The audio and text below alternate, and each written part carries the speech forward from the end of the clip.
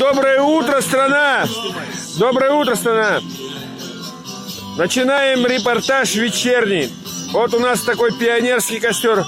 Вот Василий Сергеевич здесь сидит. Доброй ночи. Да. Вот там у нас музыка играет. Все, мы здесь сидим. Вот у нас тут поляна накрытая еще. И плова целый казан. Мы ждем Геннадия. Геннадий, когда приедет. Сейчас себя покажу хоть немножко. Если меня видно, это я.